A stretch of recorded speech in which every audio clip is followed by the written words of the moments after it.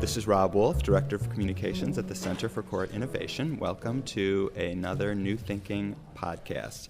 I'm here today at the Harlem Community Justice Center with Katherine McQuay, who is a Supervisory Policy Analyst with the Office of Community-Oriented Policing Services, and with Zoe Mentel, a Policy Analyst also with the Office of Community-Oriented Policing Services, otherwise known as the COPS Office. You came to learn a little bit about the Harlem Reentry Court.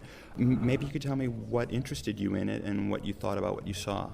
Sure. The COPS office is all about community policing. So we're all about partnering, problem solving, organizational change, and reentry is tailor-made for community policing because it's all about partnering. It's law enforcement with the community, with social service agencies, with other criminal justice agencies.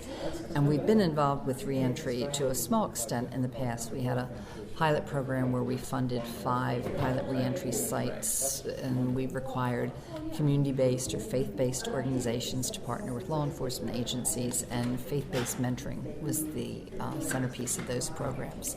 I know maybe it's too soon, you're still processing what you've seen, but are there some takeaways here, things that you learned or think you might be able to apply?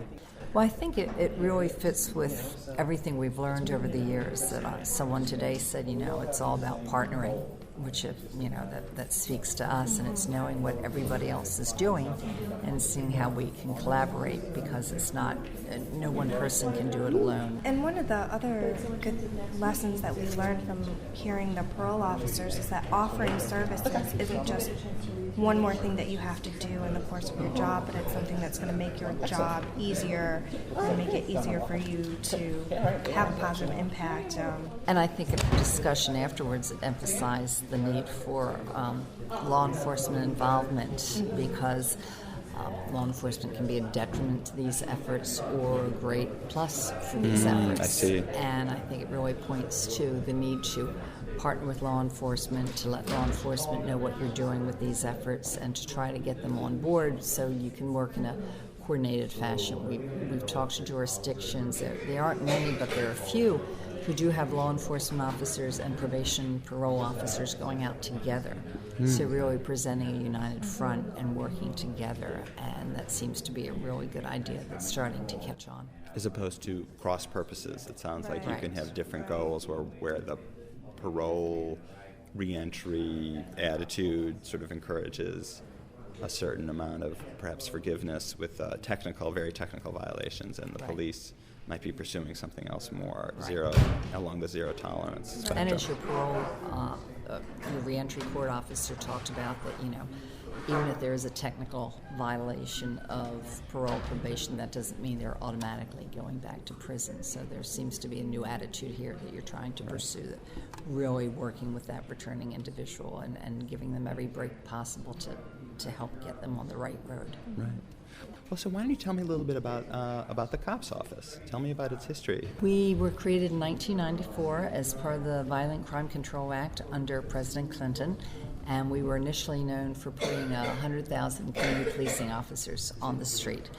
And since then, we've done that and much more. We created a network, we call them the RCPIs, the Regional Community Policing Institutes, that provide training and technical assistance to law enforcement and the community on a variety of topics.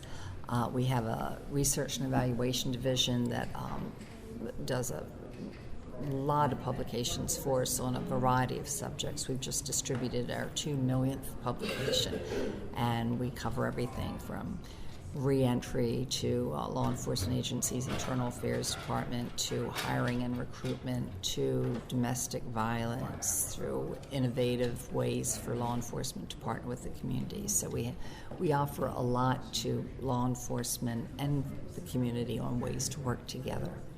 And is that the theme that runs through all your work? It's the community-oriented element where you're trying to build bridges between law enforcement and the community? Exactly. And the 3 elements of community policing, which are partnering, problem solving, and organizational change, getting across the idea that it's not enough for a law enforcement agency to say this is our community policing officer, that it really has to be a philosophy that goes through the department. And it's a philosophical change from moving away from a reactive stance to a proactive stance. So And that's one of the commonalities between community policing and the community justice movement. There are a lot of similarities, especially when you hear community justice. People say that most of the courts out there are doing some form of community justice, but not calling it by that name. We have the same sort of phenomenon happening with law enforcement agencies, where they'll be doing community policing and maybe they won't even know that's what it's called, but just through innovations that they kind of fall into it. So in what directions, what's new on the agenda going forward here in 2009? Well, we were pleased to be part of President Obama's stimulus package. So the COPS office has $1 billion that will go for funding officers. It's all hiring money. But we hope to hire quite a few officers across the country with that money, and we think both that's a great way to help revive the economy and create jobs, at the same time increase public safety and reduce crime. So we're very excited about that. About how many people does $1 billion pay for? You know, we're not sure, but when you take it over 3 years, because it's a 3-year program, and then you add on benefits, maybe around 5,000, and that's a very rough estimate at this point. But COPS office always has tribal money, methamphetamine money, technology money, so we're involved in a lot of areas. And then our area of the office is currently looking on the themes we would like to focus on this year. And we haven't nailed those down yet, but certainly violent crime would probably be among those. Youth violence may be among those. The effect of the worsening economy on crime would probably be one of those. Urban violence. So a lot of key things we hope to look at in 2009, 2010. Interesting. Busy, Absolutely. Well, thank you so much. Thanks for taking the time. Thank you. It's great to see us today and see how it works. So very nice to meet you. I've been speaking with Katherine McQuay, Supervisory Policy Analyst with the Office of Community-Oriented Policing Services, and her colleague Zoe Mentel, a Policy Analyst also with the COPS Office. This is Rob Wolf, Director of Communications at the Center for Court Innovation. To learn more about the Center for Court Innovation, you can visit www.courtinnovation.org. Thanks.